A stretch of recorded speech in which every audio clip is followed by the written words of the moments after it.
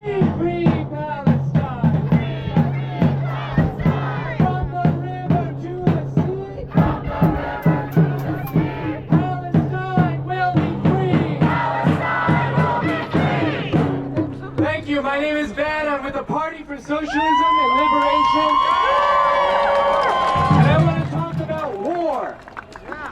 Today, we're dealing with a ceasefire, but there is still a war going on the people of the Southwest Asia and Palestine. We need to know that this war did not begin in October 7th. It started in 48, and we're still resisting. We're still standing after 15 months of a genocide. We're still here. Trump, Biden, it doesn't matter. This movement is continuing. But everybody says that the only way to victory is to defeat the enemy's will to fight. Netanyahu has not defeated the steadfastness of the people of Palestine. It has not defeated the people of Gaza. The people of Gaza are returning to their land. Trump says, I don't know why people would want to go back. All of the cities are rubble now. Why would you want to go back, Trump says? Because it's their land. Because Gaza will rebuild. Because after more than 70 years, the Palestinian people have proven that regardless of the bombs, regardless of the killings, regardless of the thousands imprisoned other political prisoners, the people will stay on their land. Trump is trying to continue what he's began in his first term, the so-called Abraham Accords. We know this will fail because as Al-Aqsa flood, as October 7th proved, the people will never accept normalization. And so people, I think, some people, we're talking to our friends, our neighbors, our comrades. They're saying, what was it all for?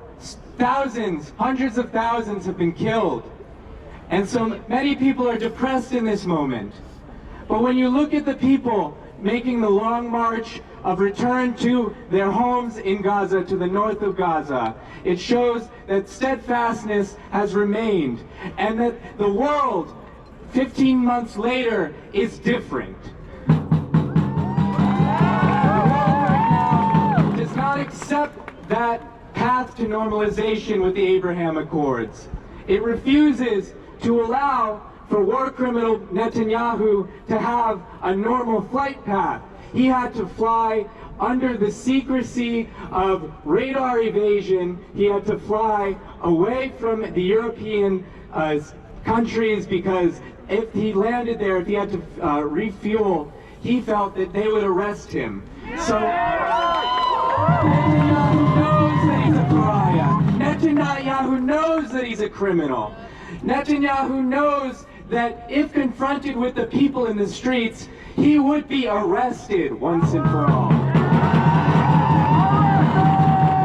So we're out here today to ensure that we're following the will of the people in the millions and the millions that it said, by the millions and the millions, we are Palestinian.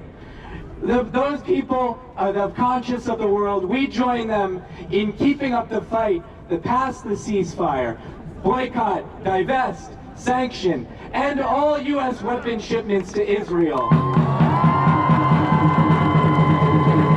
Arrest the war criminals of Netanyahu, but also Biden, also Harris, also Trump, every congressional leader in the Capitol that has given billions of dollars to forego justice, to forego peace, to continue the bloodshed in Gaza. All of these criminals that are still elected officials here are just as complicit as Benjamin Netanyahu. So we know that we will keep up this fight. We will all continue to hold these congressional criminals accountable, these politicians that continue to say, the ceasefire's over, or the ceasefire's begun, but you should go home, you should stay out of the streets, there's nothing to fight for. We know that's a lie because it didn't begin with the genocide war on Gaza in October 7th. So with that, we continue to say in the streets, free, free Palestine! Free, free Palestine!